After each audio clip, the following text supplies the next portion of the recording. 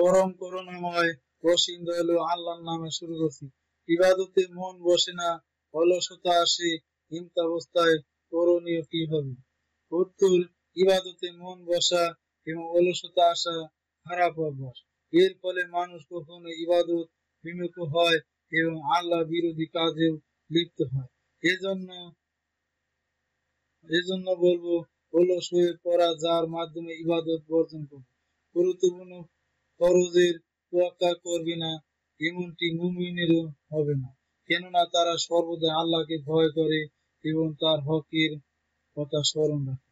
তবে কখনো আন্তরিক ভাবে দুর্বল হতে পারে, অলস ভাবে আসতে পারে, এতে ইবাদত বর্জন করবে না।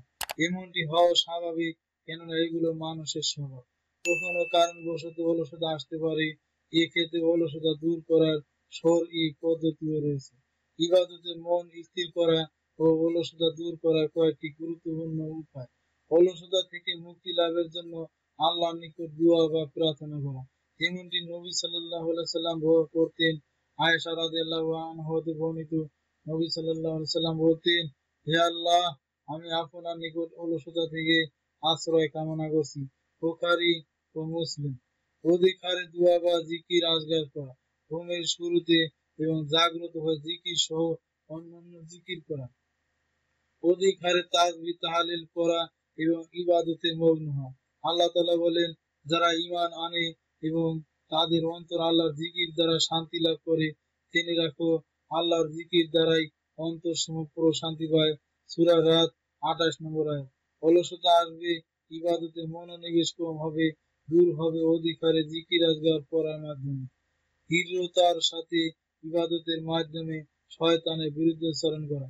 আবু হুরায়রা থেকে বর্ণিত, তিনি বলেন, রাসূল সাল্লাল্লাহু আলাইহি সাল্লাম বলেছেন, কোন ব্যক্তি রাতে ঘুমিয়ে পড়লে শয়তান তার ঘাড়ের পিছনের দিকে 3টি গিরা লাগায়। প্রতিটি গিরায় সে এই বলে ফু দেয়, রাত অনেক দীর্ঘ, কাজেই ঘুমাও। যদি তার চোখ খুলে যায় এবং আল্লাহর জিকির করে, তাহলে একটি গিরা খুলে যায়। আর যদি সে ওযু করে, তবে আরো একটি গিরা খুলে যায়। এরপর যদি সে নামাজ পড়ে, তাহলে তৃতীয় গিরাটিও খুলে যায় এবং সকালে সে হাসি খুশি হয়ে তরতাজা হয়ে ওঠে।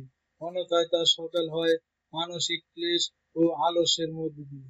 বুখারী ও মুসলিম। আল্লাহকে সাহায্য করা। আল্লাহ তার মুমিন বান্দার সাথে ওয়াদা দিয়েছেন, হে ইমানদারগণ, তোমরা আল্লাহকে সাহায্য করো, তাহলে আল্লাহ তোমাদেরকে সাহায্য করবেন এবং তোমাদের পথ সুদৃঢ় করবেন। সূরা মুহাম্মদ 7 নম্বর আয়াত। সাহায্য করার অর্থ হলো আল্লাহর আদেশ নিষেধ মেনে চলা, যার মাধ্যমে আল্লাহ তাআলা বান্দার দুনিয়া আখিরাত সুন্দর করে দিবেন এবং দুনিয়া আখিরাতে সুন্দর জীবন দান করবেন। ওয়াল্লাহু আলা আলাম। উত্তর প্রদানে শাইখ কাসেম বিন আব্বাস দাই, দুবাইয়ের দাওয়া এন্ড গাইডেন্স সেন্টার, সৌদি আরব। সুপ্রিয় মুসলমান ভাই ও বোনেরা, আশা করি ভিডিওটি আপনাদের কাছে খুবই ভালো লেগেছে। নিত্য নতুন বিভিন্ন ধরনের ইসলামিক ভিডিও পাওয়ার জন্য আমার চ্যানেলটি সাবস্ক্রাইব করুন এবং পাশে থাকা বেল আইকনটি প্রেস করে অন করে দিন। Thanks for watching this video.